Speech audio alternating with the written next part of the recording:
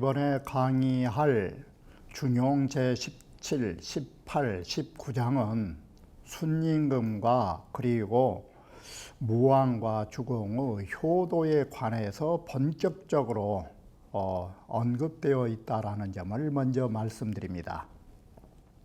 그러면 여기에 있어서 효도라 하는 것은 일개인의 자식으로서의 도리인데 반하여 17, 18, 19장은 뭘 말하고 있는가? 시국 평천하를 말하고 있는 것입니다. 이렇게 보면 17, 18, 19장은 효도를 통해서 이효로 지천하라, 바로 효도를 통해서 천하를 통치하는 개념으로 쓰여 있는 것입니다.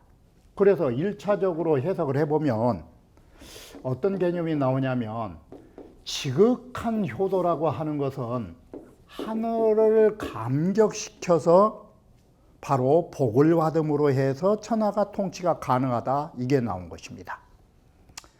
그런데 바로 이것이 보편적인 학설인데, 여기에서 다시 한번 주목해야 할 점은 바로 뭘 말하고 있냐면, 16장이라고 하는 것이 귀신장이었고, 이 귀신장이라고 하는 것이 천지 조화를 말했던 부분인데, 이 조화를 말한 부분에 바로 뒤이어서 효도로 이어진다라는 것이, 개인의 부모에게 잘한다라는 것이 바로 귀신장에 뒤이어서 붙여놓은 데는 무슨 의의가 있지 않겠는가. 자, 이렇게 보면 어떤 것이 추론이 가능하느냐. 자, 이 효라고 하는 것은 선사 부모인데, 부모님 잘 섬긴 것이 선사 부모를 위지효라, 부모님 잘 섬기는 것이 효도인데, 이게 개인적인 자식으로서 부모님을 섬기는 일인데, 우리가 한번 장행거의 서명을 통하거나 제2의 16장하고 연결지어 보면, 이 부모는 나의 부모일 수도 있지만, 바로 나의 부모일 수도 있지만, 뭐가 또 부모가 있느냐. 건칭부요, 하늘은 아버지라 말하고 땅은 어머니라고 말한 입장에서 보면 바로 내 부모에게도 잘한 것이지만, 진정한 효도는 어떤 것인가? 하늘의 진정한 효도는 바로 부모 잘 섬기는 것이 효도로 한다면, 천지 부모의 효도는 뭐 어떤 것일까? 이게 이 잘 섬긴다라는 것을 바로 순임금의 효도하고 무왕주공의 효도가 다르는데, 먼저 이해하기 쉽도록 무왕과 주공의 효도를 보면 부모를 잘 섬겼다라는 개념 속에가 뭐가 들어있냐면, 선계인지지하며 아버님의 뜻을 잘 계승하고, 그 다음에가 선술인지사, 부모님의 일을 잘 계승한 것이 부모님 잘 섬긴 것이다. 이게 개인적인 자식으로서 부모님인데, 이것을 글을 딱 바꾸면 뭐가 나오느냐. 하늘과 땅의 천지 부모를 잘 섬긴다면 여기에 뭔 글자만 바꾸면 되느냐. 사람인 자를 하늘천자로 바꿔놓으면 하늘의 뜻을 잘 계승하는 자, 하늘의 일을 잘 전승하는 자, 이게 효도의 개념이 나온다라는 것이에요. 바로 이와 같이 우리의 효도는 내 부모의 뜻과 내 부모가 하고자 하시는 뜻과 부모님이 하셨던 일을 잘 전승한 것이 인간의 부모에게 효도라고 한다면 보다 더 큰 부모를 생각해서 천지를 부모로 생각하면 천지 부모의 효자는 누구냐? 바로 하늘의 도리와 하늘의 뜻을 따르는 자. 이게 효도라고 할 수 있는 것입니다. 바로 이런 개념에서 본다면 순임금이나 무왕이나 바로 주공의 효도는 물론 부모도 잘 모셨지만 바로 위대한 천지를 부모로 생각해서 도리를 따른 부모였다라고 볼 수가 있습니다. 그러기 때문에 하늘로부터 천지를 부모님처럼 섬기니까 천지가 내 자식처럼 생각해서 천자 만들어줬다라는 추론이 가능한 것입니다. 이게 우리는 제왕을 천자라고 했을 때 왜 천자냐? 하늘의 자식이니까. 이게 하늘과 땅을 부모님처럼 잘 섬기면 하늘도 나를 자식처럼 봐줄 거 아니에요. 바로 이런 개념에서 보면 순임금의 일이 이해가 되는 거예요. 이게. 자, 그 부분은 다시 제2차적에서 말씀드리기로 하고 1차적으로 보시면 자왈수는 기 대효야 여신저. 순임금은 대자를 쓴다. 바로 이 대자는 첫째의 의미가 뭐냐? 이 세상에 이보다 더 큰 효도는 없었다. 그게 대효의 대자 개념인 것입니다. 그런데 제6장에서 말씀드렸듯이 순임금의 지혜는 대지라고 했어요. 그런데 얘는 대효라고 했어요.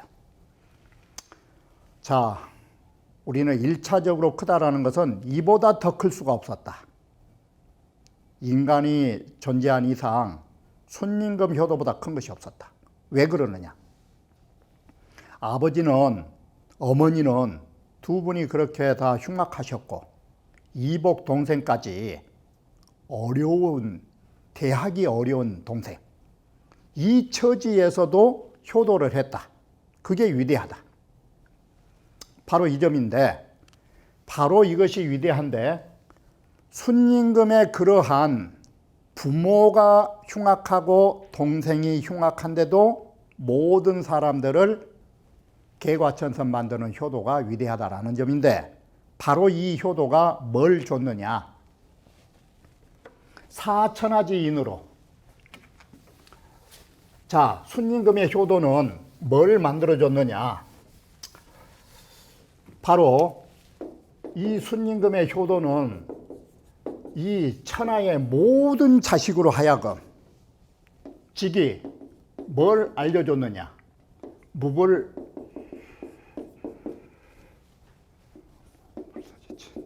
바로 이걸 만들어준 것입니다.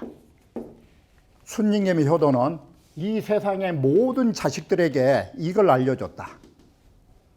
불사지침, 섬기지 못할 부모가 없다라는 사실을. 우리들은 간혹 우리 부모가 어떻다라고 원망하는데 순임금의 일을 보면 우리 부모는 그 정도는 아니에요. 바로 이와 같이 순임금은 왜 위대하느냐? 이 세상 모든 자식들에게 효도라는 것이 이렇게 할 수 있다는 것을 알려줬다라는 것이에요. 그래서 개인적인 효도에 그치지 않고 이 세상 모든 사람들의 효도를 일깨워줬기 때문에 위대하다. 이렇게 해서 큰 대자 개념은 두 가지 개념이 있는 것입니다. 순임금 자체가 위대하고 바로 그것은 개인의 효도에 그치지 않고 이 세상 모든 사람들을 일깨워 주셨던 효도라고. 자, 이것을 글을 딱 바꾸면 뭐가 나오느냐? 순임금 아버지가 흉악하셨는데 바로 그런 아버지를 감흥시켰다라는 것은 뭔 뜻으로 글이 바뀌어질 수 있느냐? 하늘이 나에게 아무리 어려운 시련을 준다 할지라도 하늘을 원망하지 말고 하늘의 뜻이 기뻐할 때까지 섬겨라고. 그러면 이것이 하늘의 효자가 되는 거예요. 우리는 나에게 주어진 운명을 원망하는 것은 마치 무엇과 같으냐? 부모를 원망하는 것과 같은 개념이에요. 이렇게 보면 순임금이라 하는 것은 그 어떤 환경에서도 부모를 원망하지 않은 것처럼 하늘에서 주어진 운명을 원망하지 않고 순응하며 하늘의 뜻이 바뀔 때까지 섬겼다라는 거. 이러면 하늘의 대효자가 되는 거예요. 바로 그러기 때문에 그분은 개인적인 인간으로 봐도 덕이 성인이시고 하늘의 부모를 잘 섬긴 걸로 보더라도 성인의 덕을 갖추셨다라고 볼 수 있는 거예요. 이게 바로 이렇게 성인의 덕을 가지시니까 덕이 성인의 덕이 되다 보니까 내면의 성인의 덕을 갖추시다 보니까 바깥으로는 뭐가 나오겠어요? 성인의 지위가 나온 거예요.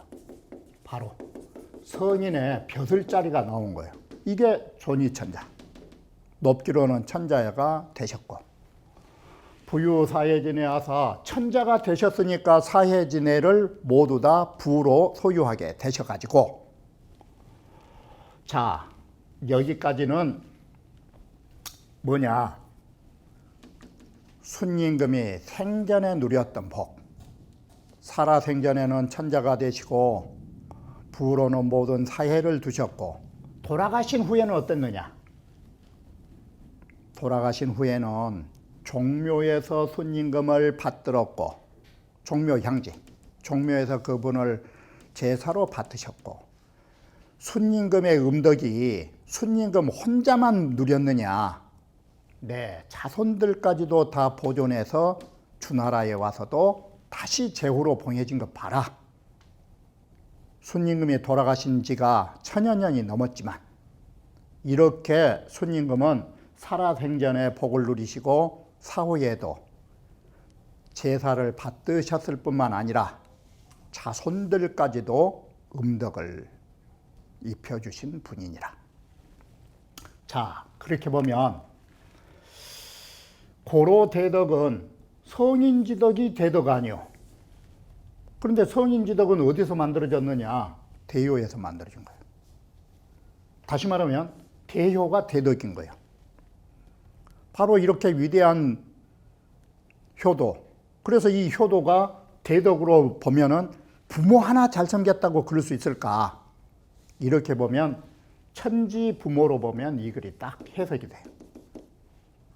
천지 부모는 다른 게 아니에요. 하늘의 도를 순종하는 자예요. 그게 하늘의 도를 순종하면 대덕이 될 수 있는 거예요.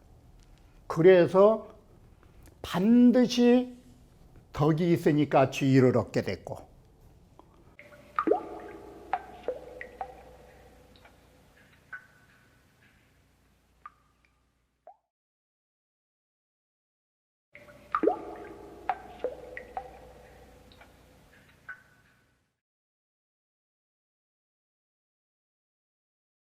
천자의 지위를 얻었으니까 록이 뭐겠소?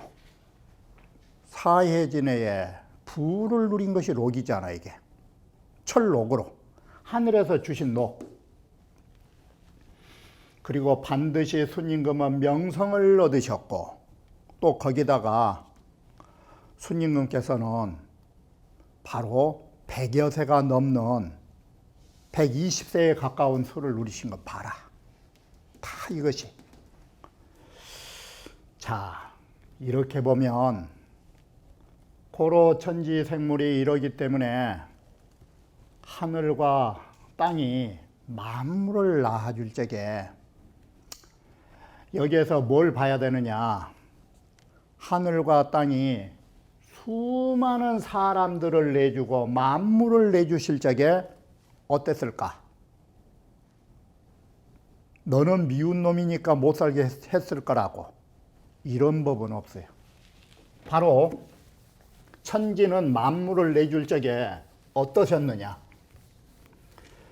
천무사부하고 하늘이라고 하는 거 사적으로 덮어준 게 없는 거예요. 이게. 그리고 지무사제라 땅이라고 하는 거 사적으로 실어줄 수는 없는 거예요. 모든 하늘 밑에 땅 위에 사는 사람 하늘은 다 공평하게 준 거예요. 그런데 왜 이 세상에는 복이 있는 사람과 복이 없는 사람이 있느냐? 그게 하늘의 잘못이냐? 땅의 잘못이냐? 바꿔 말하면 부모치고 자식들 어려운 생활 하라고 원하는 사람 없어요. 그런데도 왜 이렇게 유복한 사람이 있고 박복한 사람이 있을까? 이게 누구에 의해서 이루어지느냐? 이게 하늘이 순임금한테 큰 복을 일부러 줬느냐? 아니라고. 하늘은 사사로이 덮어주지 않고 땅은 사사로이 실어주지 않기 때문에 하늘과 땅은 공정하시다고. 순임금에게나 나에게나. 그런데 어디에서 달라지느냐? 천지가 이렇게 사심이 없이 만물을 내주시지만 필인기재의 독은 안 하니 반드시 그 제목으로 인해서 독실하게 해준다. 여기에 제목 제자가 뭐냐? 그 사람 하는 짓을 봐가지고 달라지는 거라고. 이게 그 사람이 어떻게 살고 있느냐에 따라서 하늘은 거기에 맞춰서 복을 후히 주는 거라고. 그래서 이 글이 다음이 어떻게 넘어가느냐? 여기에 필인기재라고 하는 것이 바로 이 만물이 각자가 가지고 있는 그 제목에 따라서 복 주는 게 달라진다 이 소리예요. 이것이. 그러므로 뭘 보면 아느냐? 고로 제자를 배제하고 여기에 제자는 뭔 뜻이냐? 나무로 비유하면 반듯하게 서 있는 나무. 이건 제자. 경자는 뭐냐? 살기 싫다고 나무 뿌리 하늘 쳐다보고 있는 나무. 그러면 하늘에서 똑같이 비를 내려주고 이슬을 내려주고 햇살을 내려주지만 뿌리를 하늘 쳐다보고 있는 나무가 비를 받아들인다고 살 수 있을까? 이게. 자, 이렇게 보면 복그릇은 누가 만드느냐? 복그릇은 바로 이 제자가 제목 제자인데, 경자나 제자나 경자나 이게 제목 제자인데, 내가 스스로 제대로 세워놔야 하늘이 거기다가 북돋아서 기운을 주는 것이다. 내가 스스로 복을 받을 수 없도록 엎어버리면 하늘은 살려줄 수가 없다. 자, 이것을 쉽게 이해해서 다시 보면, 여러분이 생각하실 적에는 좋은 의사 만나면 다 살 것 같지만, 만약에 좋은 의사 다 만나가지고 다 산다면 염라대왕 할 일이 없는 거예요. 아무리 명이라도 뭐라고 하느냐? 사병무약이라. 죽을 병 들 사람은 약이 없는 거예요. 왜 죽을 병이 들면 약이 없느냐? 약이라는 거 어떤 데서 받아들이느냐? 제자요. 내 몸에 온기가 있어서 약을 쓰면 약을 받아들일 수 있으면 그 약이 드는 거예요. 그런데 이 온기가 고갈돼 버리면 뭔 자가 되겠어? 경자가 되는 거예요. 약을 쏟아 부숴봐야 약을 받아들일 수 없는 사람이 돼버리면 그건 화탈을 만나도 안 돼. 그게. 예를 들면 하늘에서 비가 내리는데 어떤 사람은 동이를 반듯하게 나눈 사람하고 어떤 사람은 동이를 옆에쯤 나눈 사람하고 어떤 사람은 거꾸로 해놓은 사람하고 비가 내릴 때 그 비 양이 어떻게 될 것인가? 이게 아무리 하늘에서 비를 쏟아주려고 해도 바로 이것이 천지생물은 공정한 거예요. 그런데 그릇을 받은 사람은 어때요? 바로 이것이 우리가 저속하게 말하면 복그릇이요. 복의 그릇이 작은 사람들은 아무리 도와주려고 해도 복 없는 짓거리만 하는 거예요. 이게 다른 말로 하면 뭔 말이 되느냐? 자업자득이요. 자기가 살겄다고 반드시 서가지고 거기에 생기를 부여받으면 하늘은 거기에 약발이 받은 거예요. 북돋아져. 그러나 반대로 경자. 온기가 고갈돼서 약을 받아들일 수 없는 몸이 된 자. 안 되는 것처럼 그릇을 스스로 뒤엎어놓은 사람. 그것은 하늘도 어떻게 할 수가 없는 거예요. 자, 이렇게 보면 다시 말씀드리지만 이게 다 사람의 복그릇은 자업자득이다 이 소리예요. 하늘이 나쁜 게 아니라 내가 그런 복그릇을 만든 거예요. 이게. 자, 뒷글에서 더 명확해요. 시경이 뭐라 했느냐? 가락군자의 헌헌 영덕이 아름답고 그 언제나 즐거워하시는 화기차신 군자의 헌헌 영덕이 빛나고 빛난 영덕이 뭐겠어? 이게 빛나게 빛난 영덕으로 뭔 일을 하셨느냐? 백성들한테 잘하고 사람들한테 잘했다. 자, 영덕과 의민의 관계가 뭐야? 바로 이것이 영덕이라는 것은 뭐냐? 이 복을 받을 수 있는 그릇이 된 거요. 이 복 받을 수 있는 그릇이 되다 보니까 그 다음에 뭐가 나와요? 백성한테 잘하고 사람한테 잘한 게 뭐요? 복 받을 일을 한 거요. 이게 복의 그릇을 가지고 복 받을 짓을 하니까 그 다음에는 뭐가 나오겠어? 하늘에서는 자연히 복 받을 일, 그릇을 가지고 복 받을 일을 했으니까 하늘에서는 어떻게 되겠어요? 하늘에서는 자연히 이 복과 이 복덕을 내려주시겠죠. 바로 이것이 하늘로부터 록을 받게 되고, 그것도 한 차례가 아니라 보호명지 자꾸 하늘이 나를 보살펴 주시고 도와주시고 나를 더 명예해 주셔가지고 거듭거듭 하늘로부터 복을 내려주신다고. 바로 이와 같이 우리는 복그릇은 누가 만드느냐? 내가 만드는 거예요.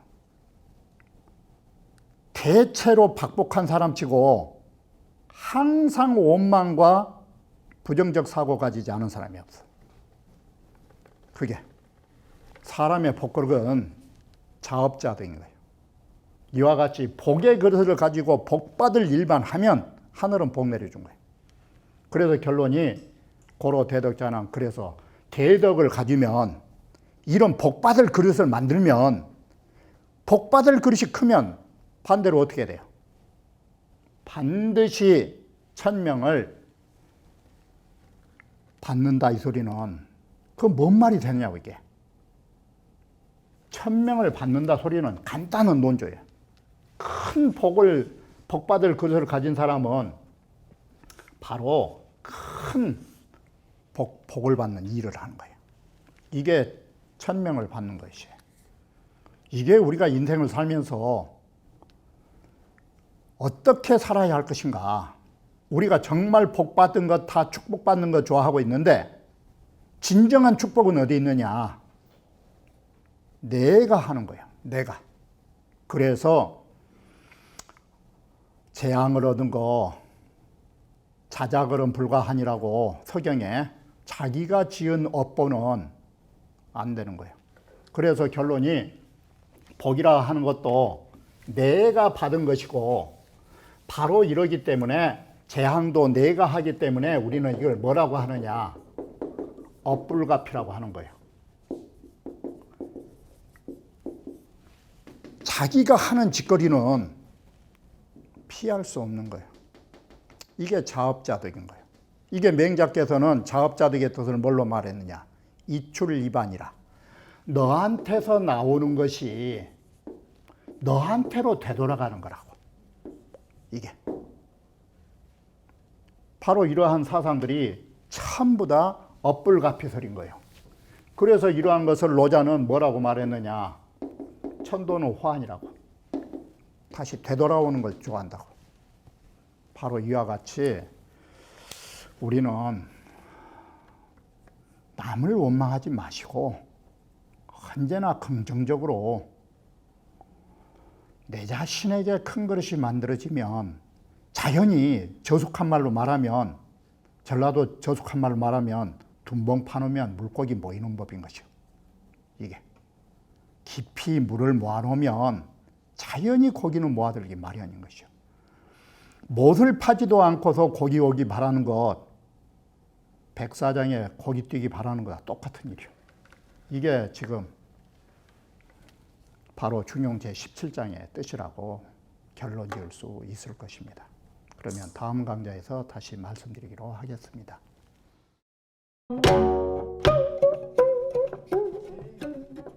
음.